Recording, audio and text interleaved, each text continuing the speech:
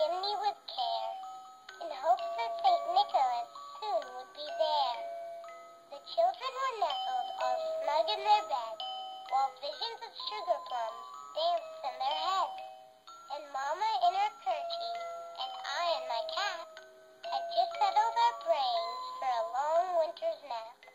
When out on the lawn there arose such a clatter, I sprang from the bed to see what was the matter. Away to the window I flew like a flash, tore open the shutters and threw up the sash. The moon on the breast of the new fallen snow gave the luster of midday to objects below, when what to my wondering eye should appear but a miniature sleigh and 8 tiny reindeer.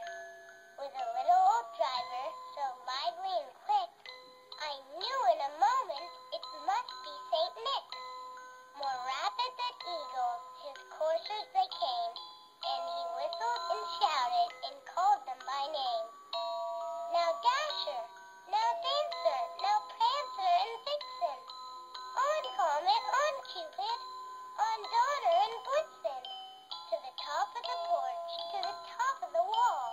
Now dash away, dash away, dash away all. As dry leaves that before the wild hurricane fly, when they meet with an obstacle, mount to the sky. So up to the housetop the coursers they flew, with the sleigh full of toys and St. Nicholas too. And then in a twinkling I heard on the roof the prancing and pawing of each little hoof. As I drew in my head and was turning around, down the chimney St. Nicholas came with a bound. He was dressed all in fur from his head to his foot, and his clothes were all tarnished with ashes and soot. A bundle of toys he had flung on his back, and he looked like a peddler just opening his pack. His eyes, how they twinkled, his dimples how merry, his cheeks were like roses, his nose like a cherry. His droll little mouth was drawn up like a bow, and the beard of his chin was as white as the snow. The stump of a pipe he held tight in his teeth, and the smoke it encircled his head like a wreath.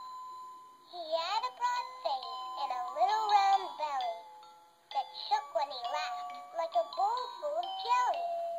He was chubby and plump, a right jolly old elf, and I laughed when I saw him, in spite of myself. A wink of his eyes and a twist of his head soon gave me to know I had nothing to dread. He spoke not a word, but went straight to his work.